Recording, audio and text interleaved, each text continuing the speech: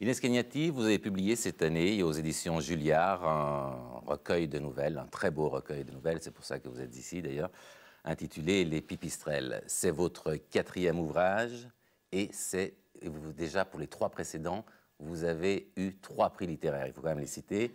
Le Jour de congé en 1973, le prix Roger Nimier, c'était chez De Noël. Toujours chez De Noël, Génie la Folle en 1977, prix des 2 Magots. Et ensuite, en 1980, le prix spécial des bibliothèques, toujours chez De Noël, pour Mosée ou le lézard qui pleurait. Alors avec les Pipistrelles, est-ce qu'on pourrait envisager éventuellement un 4e prix littéraire pour le 4e ouvrage? Alors là, quelle question? Vous aimeriez? Tout le monde aime avoir des prix, mais bon, c'est un rêve. Hein. Mais si on n'en a pas, ça fait rien. Oui. Mais d'en avoir 3 à la suite pour 3 ouvrages consécutifs, ça fait quelle impression? C'est pas un peu dur à porter? Non. Non, non. Ça vous a paru naturel? Je ne sais pas si naturel, mais j'étais préoccupée par d'autres choses. Donc j'ai laissé les livres et les prix de côté. Oui. C'est 2 mondes différents. Il y a la vie, puis il y a les livres. Et les prix sont venus en plus? Et les prix sont venus en plus, voilà. Alors, ce qu'il faut dire, c'est que vous êtes née en France, vous êtes française, mais vous êtes d'origine... Non, je suis naturalisée française. Ah, naturalisée française. C'est très différent. Mais vous êtes née en France? Oui. Mais de parents qui étaient émigrés italiens? Oui. Qui venaient d'où? Alors, mon père venait de la région de Trévise et ma mère de celle de Vicence. Donc, du nord, l'un et l'autre. Et alors, précisément, dans les Pipistrelles, dans la plupart des nouvelles, c'est la narratrice, c'est une petite fille qui est elle-même fille d'émigrés, de parents pauvres. Ce sont des paysans et qui sont venus s'installer en France. Et on a l'impression, on a le sentiment à lire ces nouvelles que vous avez été très très marqué par cette enfance et par le monde de l'enfance qui est vraiment votre univers. C'est normal si vous voulez, parce que déjà l'enfant en lui-même, si vous voulez, me paraît à moi être un être à part, non compris par les adultes qui veulent le considérer comme un petit homme, enfin un petit homme, alors que c'est pas vrai.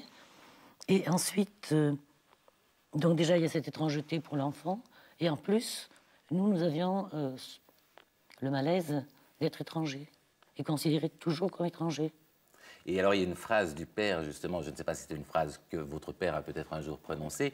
Il est donc italien émigré en France, et son voisin paysan est un Français, et il dit, eux, ils sont Français, ce sont des étrangers, mais ils sont chez eux. Non, c'est pas mon père qui l'a dit, c'est moi. C'est vous qui l'avez dit, mais c'est une très belle phrase, parce qu'il considère que lui, et que les Français sont des étrangers, mais chez eux. Oui, mais pire, parce que, enfin pire si on peut dire, parce que par exemple les Russes polonais, qui sont leurs voisins, qui étaient nos voisins, ils sont plus étrangers encore que nous. Donc il y a toute une gradation d'étrangers. C'est ça. Parce qu'ils sont étrangers par la langue, par la... bon, on ne sait pas où c'est trop, mais enfin c'est loin. Comme il dit, c'est dans les Sibéries. En plus, l'homme, c'était un marin, donc c'est encore un être étranger. Et donc il y a toute une gradation chez les étrangers. Et vous avez vécu, vous, dans votre propre vie, dans votre propre enfance, très fortement cette condition de fille d'émigré, d'être étrangère? Oh oui, toujours. Mais maintenant. En plus, quand mes parents m'ont fait naturaliser, ça a été une tragédie. Parce que française, je ne l'étais pas. Il n'y a pas de problème. Et je n'étais plus italienne non plus. Donc j'étais plus rien. Et aujourd'hui encore, vous vous sentez étrangère? Oui. Vous ne vous sentez pas française? Non. Il n'y a que mon fils qui se sent français. Pourtant, votre langue, c'est le français. Ah non. Ma langue maternelle, c'est l'italien. Mais vous écrivez en français. Ah bah oui. Je suis même prof de français. C'est ça. Mais vous l'avez appris tard, hein, je crois, le français. En allant à l'école. En allant à l'école? Oui. la scolarité, vous ne parliez qu'italien à la maison? Oh bah oui, on connaissait personne. Et puis en plus, même les gens qu'on allait voir, c'était uniquement des étrangers. Par exemple, on ne fréquentait pas les Français, qui étaient en plus, j'ai oublié de le dire tout à l'heure, étrangers, chez eux, mais d'une autre commune. Donc étrangers, oui. Encore plus. Vu par nous, hein. Pour en revenir à l'enfance, est-ce que pour vous, l'enfance, c'est un âge heureux ou c'est un âge difficile? Pour moi, malheureux. Malheureux? Oui, carrément malheureux. Pourquoi? À cause de cette solitude, de cette incompréhension du monde adulte? Peut-être uniquement parce que moi, j'ai mal vécu. Je sais pas. Mais on est tout seul, personne ne vous comprend. on exige de vous des choses que vous ne comprenez pas, surtout quand on ne comprend pas la langue en plus. Alors c'est justement un thème qu'on retrouve dans plusieurs de ces nouvelles, c'est la solitude et la cruauté de cette solitude, la difficulté de cette solitude, et sont solitaires justement les enfants ou les vieux, parce qu'ils sont abandonnés. Ou les fous. Ou les fous. Oui. Ils ne sont pas comme les autres, ils ne réagissent pas comme les autres, ils ne sont pas perçus comme les autres. Donc, c'est un monde, je dirais, de fous pour eux. C'est un monde que vous vivez, que vous ressentez très fortement? Oui, même maintenant. Même maintenant? Oui. Mais alors, il y a quelque chose, en revanche, qui semble être votre point d'ancrage et la valeur à laquelle vous tenez beaucoup, c'est la famille, la cellule familiale. Oui, parce que c'est la seule assise qu'on ait dans le monde. Et la cellule familiale, père-mère. Même si, avec vous, ils n'ont pas été forcément ce qu'ils auraient pu. Sans quoi on est seul? Sans qu'on est seul. On est toujours seul, de toute manière. Hein.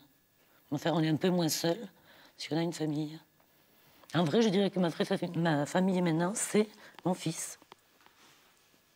Parce que c'est moi qui l'ai fait, peut-être. C'est votre fils, c'est d'abord lui. C'est d'abord lui. Est-ce que c'est pas excessif? Si je ne lui fais pas sentir, non.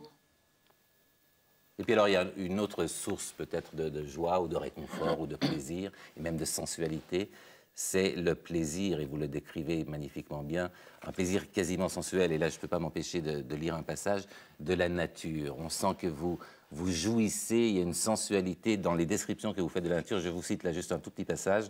On arrive essoufflé au bord d'un ruisseau qui coule frais, en dessinant de fines rides sur le sable de son lit. On s'assoit sur la mousse, le dos calé contre un peuplier pour manger nos grappes. La mienne est un peu écrasée, je l'ai serrée trop fort dans ma course. On joue à marcher dans l'eau, à sentir l'odeur des herbes froissées, pas les mêmes que celles du fond du pré, sauf les menthes poivrées.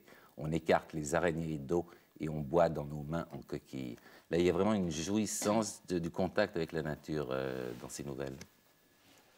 Je l'éprouve toujours, hein. C'est pas uniquement des souvenirs. Maintenant, c'est pareil. D'ailleurs, vous vivez à la campagne, si je ne m'abuse. Plus ou moins. Plus ou moins. Et vous avez besoin de la campagne, de la nature. Il n'y a que là où je sois bien. En ville, je suis malheureuse. Et avec les gens, encore plus malheureuse. Avec tout le monde, vous êtes malheureuse? Oui. Vous ne faites jamais des rencontres comme ça qui vous paraissent un petit peu chaleureuses? Si, mais le plus souvent, si elles sont fortuites. Elles sont fortuites. Mais je suis contente qu'elles soient fortuites, justement. Oui. Par contre, je connais des gens, bien entendu, que je vois, avec qui je vais me promener dans la campagne, des personnes comme ça. Et l'écriture, est-ce que c'est pour vous un réconfort, un moyen de vous libérer de certaines choses? C'est terrible d'écrire certaines choses. Hein. C'est dur d'écrire? Oui. Certaines choses, je veux dire, de les dire. Hein. Par exemple, ça ne m'est pas arrivé, là. Sauf la dernière nouvelle, La femme sans nom. Oui. Mais dans Jenny la folle, que vous n'avez pas lu, je crois. Non. Il y avait un passage, je ne sais pas combien de temps j'aimais l'écrire. C'est un petit garçon que ses cousins avaient mis à boire sous un tonneau de vin. Il avait 18 mois. Il est mort. Et avant de l'écrire, d'ailleurs, j'avais tout fini sur ça. Parce qu'il y a beaucoup de cruauté, hein, même dans les nouvelles, là, dans les pipistrelles, il y a de la cruauté. C'est dur à dire, la cruauté. Très. Même des choses qui paraissent simples et banales, comme les deux lézards. Oui. Parce qu'il faut se mettre dedans pour écrire. Hein. On en parlera des deux lézards tout à l'heure. Mais il y a une question que je voulais vous poser, c'est que, bon, je l'ai dit, c'est votre 4e ouvrage, 3 prix littéraires déjà. Mais vous écrivez quand même depuis longtemps, hein, le premier en 1973, ensuite en 77, ensuite en 80 et ensuite en 89. Autrement dit, en près de 25, non pas 25 ans, en près d'une vingtaine d'années d'écriture, vous avez publié 4 ouvrages. C'est peu, c'est parce que vous écrivez lentement, ou c'est parce que vous publiez peu, ou c'est parce que vous êtes très très soucieuse de l'écriture? C'est parce que lorsque je veux rien dire, je dis rien. Et parce que je trouve qu'on perd beaucoup plus d'occasions de se taire que de parler. Et quand on n'a rien à dire, eh bien, autant se taire. Donc vous restez des périodes sans écrire du tout? Oui. Ça ne vous manque pas? Non.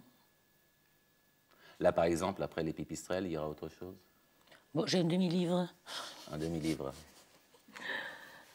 que je vais terminer. Donc il faut attendre 5 ans encore? Oh, peut-être pas. Peut-être pas. Non. En tout cas, on se réjouit de l'avoir parce que celui-ci est magnifique. J'en rappelle le titre, Les pipistrelles d'Inès Cagnati. C'est paru aux éditions Julia. Et alors justement, pour terminer notre entretien, Inès Cagnati, Maria va nous lire la fin de cette magnifique nouvelle, très cruelle et pourtant banale, comme vous le disiez tout à l'heure, qui sont les lézards, qui sont deux personnes âgées qui ont reçu leurs enfants et puis qui sont très déçus parce que les enfants ne viennent que pour le repas et partent très vite, et alors qu'eux attendaient ce moment depuis très longtemps. Et alors, oui, alors il y a une petite question encore que j'oubliais, c'est que, originalité qui est la vôtre, c'est que plutôt que de citer des auteurs, des poèmes en exergue avant un texte, ici vous les citez à la fin des nouvelles. Pourquoi? Parce que je trouve que ça a plus de sens. Ça fait une conclusion, un point d'orgue? Oui, en quelque sorte. D'ailleurs, avant, on ne sait pas de quoi on va pas. Quand vous ouvrez un livre, bon, vous lisez comment dire, l'exergue? l'exergue, mais le lecteur ne sait pas encore de quoi vous allez parler. Oui. Et je trouve que c'est plus. Enfin, il me semble que c'est mieux de chercher à la fin la phrase qui, ou les phrases qui, comment dire, Résume un peu le... oui, ou font comme comment dire, des images comme un film.